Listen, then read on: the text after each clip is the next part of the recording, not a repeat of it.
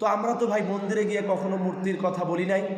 এই মুসলমানদের দেশে কেন তোমরা মূর্তি তৈরি করবা আর রাস্তায় আন্দোলন করবা? এটা সাহস কোথায় পাচ্ছ তোমরা?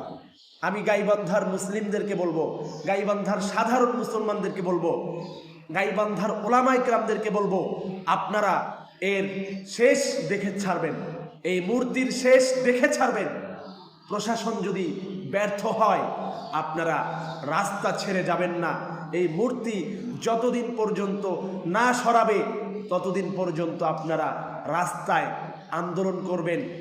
আমি দেখলাম হিন্দুবাদীরা তারাও গতকাল মনে হয় সম্ভবত রাতে তারা মিছিল করছে, মূর্তি কেন ভাঙবে, কেন মূর্তির ব্যাপারে কথা বলবে, মৌলবীরা কেন এ বিষয়ে কথা বলবে, তার প্রতিবাদে হিন্দুরাও আবার রাস্তায় নেমেছে।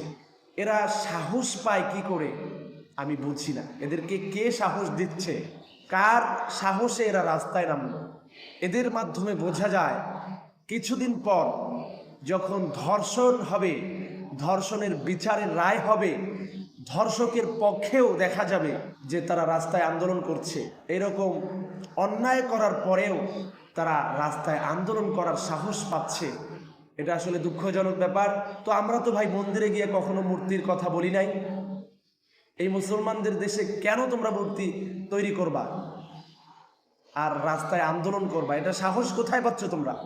আমি গাইবান্ধার মুসলিমদেরকে বলবো, গাইবান্ধার সাধারণ মুসলমানদেরকে বলবো, গাইবান্ধার ওলামায়ে কেরামদেরকে বলবো, আপনারা এর শেষ দেখে ছাড়বেন।